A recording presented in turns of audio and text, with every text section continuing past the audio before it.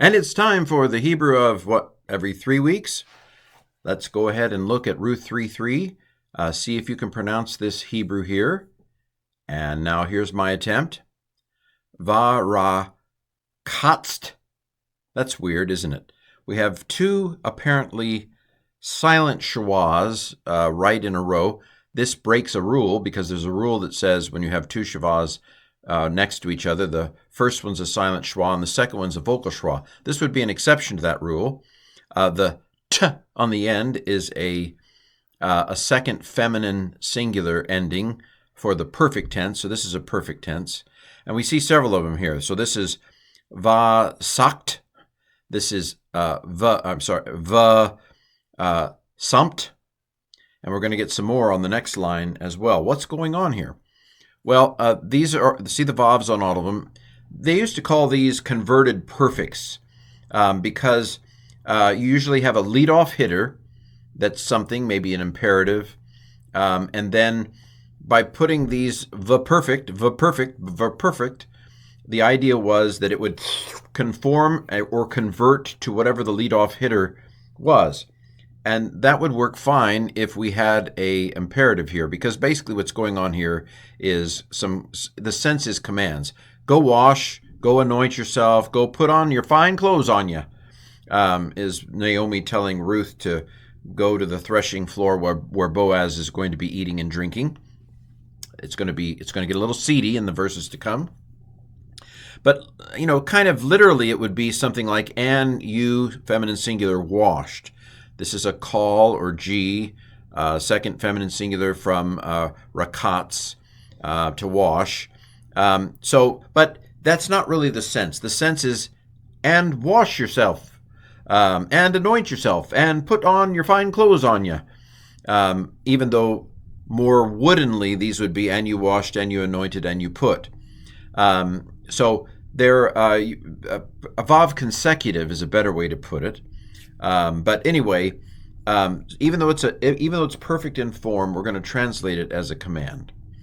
All right, same thing here. This is second feminine singular. It's a call stem or G stem, and it's anoint.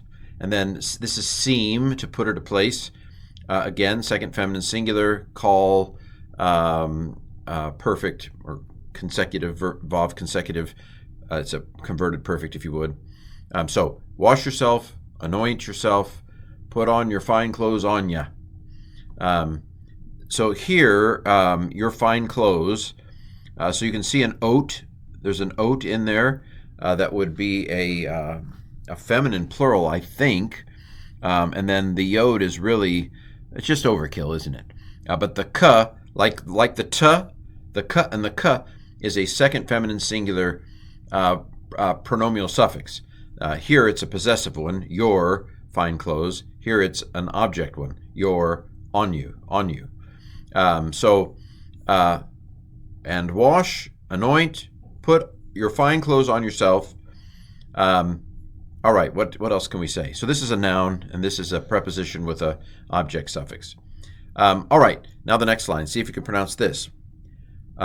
Vayarad.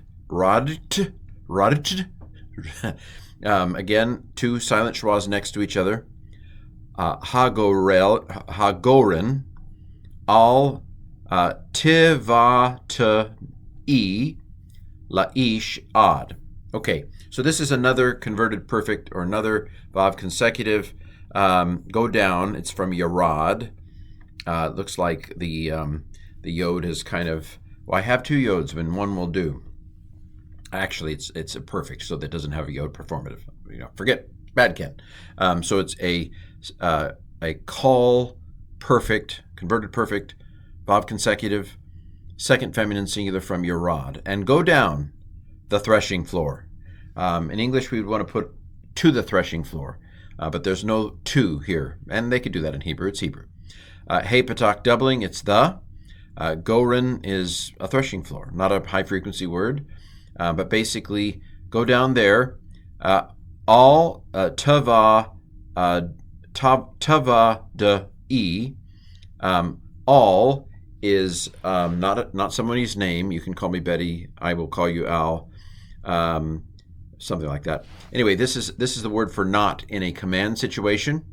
And so the fact that we have a tav on the front here, this is yada, to know, a tav, and a hirik on the end with a 1-2 punch. It's a second feminine singular imperfect. So in form, let's call it a jussive, because it's command. Don't be known. Yada, to know. Notice it's translated passive. What stem does that?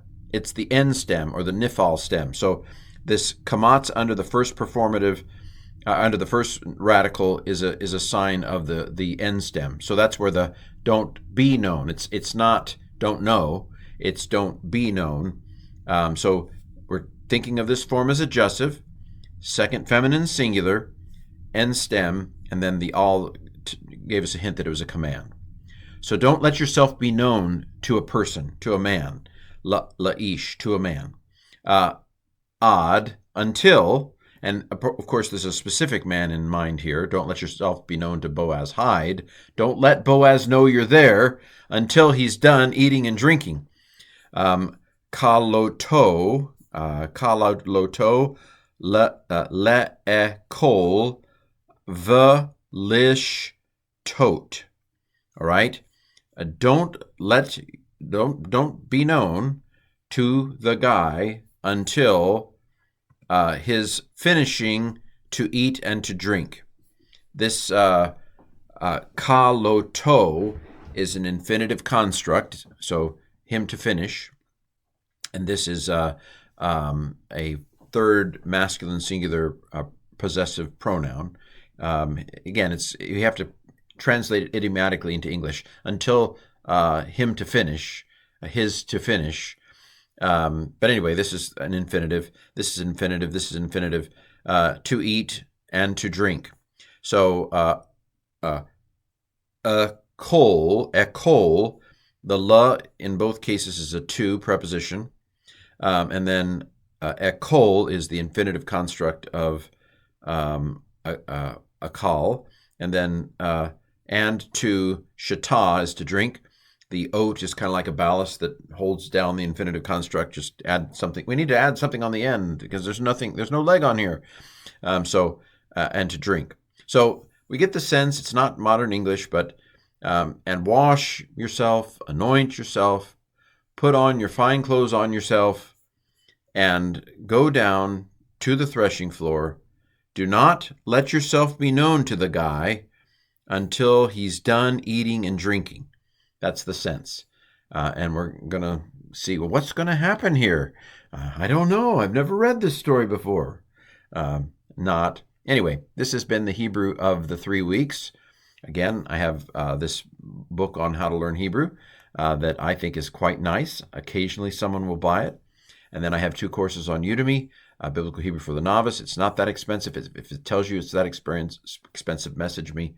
There's another one, Learning Biblical Hebrew through the book of Jonah inductively. And this has been Ruth 3:3.